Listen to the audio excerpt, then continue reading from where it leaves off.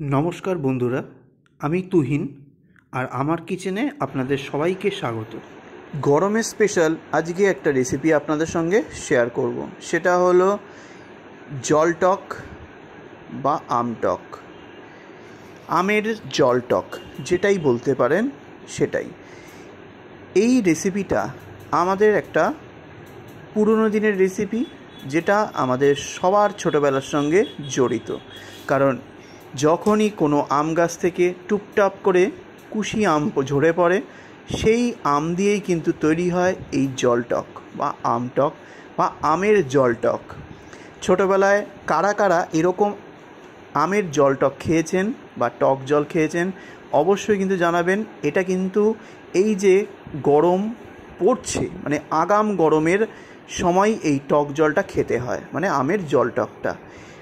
আর এটা খেলে কিন্তু বিভিন্ন লু বা কোনো রোগের হাত থেকে কিন্তু বাঁচা যায়। তাই ছোটোবেলায় এক প্রকার মা জোর করেই এই আমের জল টকটা খাওয়াতো। এইবার আমরা পাড়া থেকে প্রচুর আম এরকম কুড়িয়ে নিয়ে আসতাম। তখন তো আর বাজার থেকে কিনতাম না এই ছোটো ছোটো আম, এখন তো বাজারে কিনতে পাওয়া যায়। তাও আপনাকে বলবো যে হাতের সামনে যখনই পাবেন এই রেসিপিটা অবশ্যই করবেন। আমাদের পাড়ারই একটা গাছ থেকে এই রকম ছোটো ছোটো আম পড়েছিল, তারাই আমাকে দিয়েছে। আজকে সেই আম দিয়েই আমি বানাবো। বিভিন্ন জায়গায় হালকা হালকা পড়ে গিয়ে টোপ খেয়ে গেছে, সেইরকম আম দিয়েই কিন্তু ছোটোবেলায় জল টক খেতাম। এরকমই আম নিয়ে নিয়েছি অল্প করে, এখানে পরিমাণটা আপনাদেরকে আর বলছি না। অল্প করে আমি নিয়ে নিয়েছি, যতটুকু পাবেন ততটুকুই কিন্তু দিয়ে রান্নাটা করে খাবেন এবং আপনাদের বাচ্চাদেরও খাওয়াবেন, শরীর ভালো রাখার জন্য আর গরমের লু থেকে বাঁচার জন্য। আমের প্যাটার্নগুলো দেখেই বুঝতে পারছেন সবই কিন্তু গাছ থেকে পড়া আর হালকা হালকা পড়ে গিয়ে যে টোপ খেয়েছে সেই আমগুলো। এটা কোনো বাজারের কেনা আম না। এইবার এখান থেকে একটা আমের কিভাবে কাটতে হবে সেটা দেখিয়ে দিচ্ছি। আমাদের বাড়িতে যেভাবে কাটা হয় সেটাই আপনাদেরকে দেখাবো। এইবার আমটার বোটাটা প্রথমে ফেলে দিতে হবে, বোটার অংশটা ফেলে দিয়ে ওপরের চোকলাটা ফেলে দিতে হবে। এই কচি আমের ওপরের ছালের যে একটা আলাদা গন্ধ আছে, সেটা যারা ছোটোবেলায় আম মাখা করে খেয়েছেন বা এই জল টক খেয়েছেন তারাই জানবেন। এখনকার বাচ্চারা বা এখনকার জেনারেশন খেয়েছে কিনা সেটা আমি জানি না। যারা খেয়েছেন অবশ্যই কমেন্ট করে জানাবেন আপনাদের এই রেসিপিটা কেমন লাগে, আর অলরেডি এটা ট্রাই করেছেন কিনা এই গরমের শুরুতে সেটাও জানাবেন। আর যারা ট্রাই করেননি অবশ্যই কিন্তু এটা খাবেন শরীরটা ভালো রাখার জন্য। দেখুন কথা বলতে বলতে আমের চোকলাটা ছাড়িয়ে নিয়েছি। এইবার হাফ করে আমটা কেটে নেব।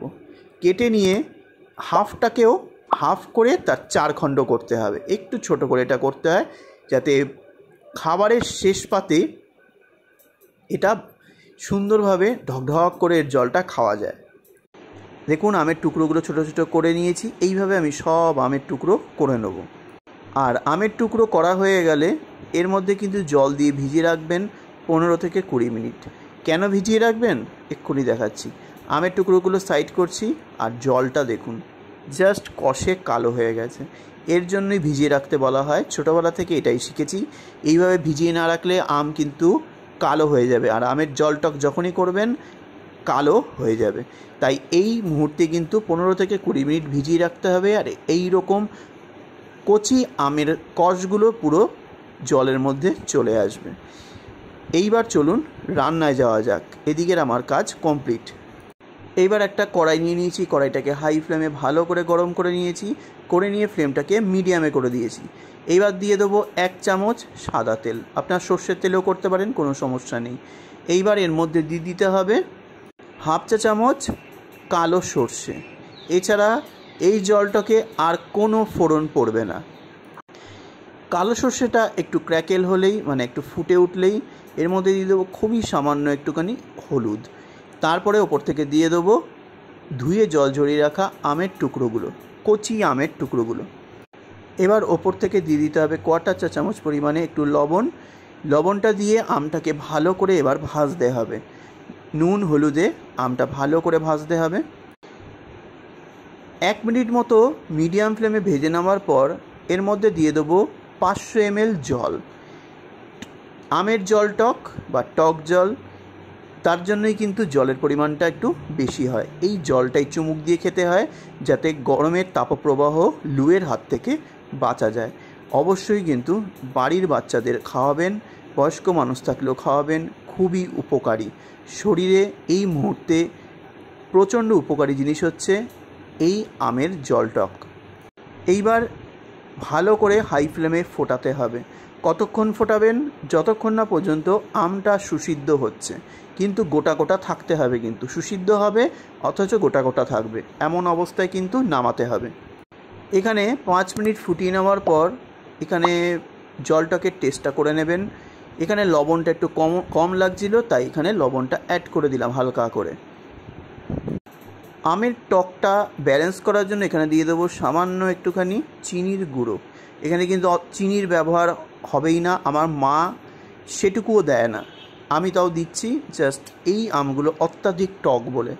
আপনারা কিন্তু জাস্ট ব্যালেন্স করার জন্যই এটা দেবেন, শরীরের উপকারের জন্য খুবই দরকার।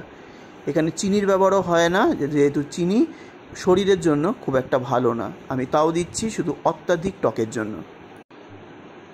লবণ আর মিষ্টিটা দেওয়ার পর 1 মিনিট মতো ফুটিয়ে নিয়েছি। এবার দেখে নেবো আমটা কতটা সুসিদ্ধ হয়েছে।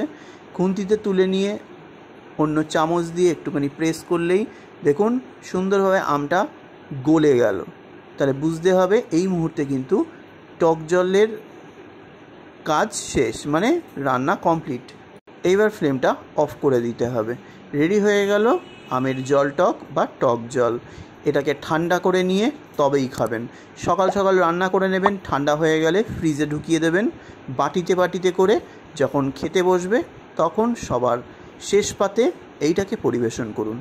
অবশ্যই কিন্তু খাবেন। রেসিপিটা ভালো লাগলে অবশ্যই কিন্তু শেয়ার করে দেবেন প্রচুর প্রচুর, আর কমেন্ট করে জানাবেন রেসিপিটা কেমন লাগলো। আর আপনারা কারা কারা এই রেসিপি অলরেডি খেয়েছেন আর আপনাদের বাড়িতে এই রেসিপিটা হয় সেটাও আমাকে কমেন্ট করে জানাবেন। আজ আসলাম, নেক্সট দিন আবার একটা ভালো ভিডিও নিয়ে ফিরে আসবো।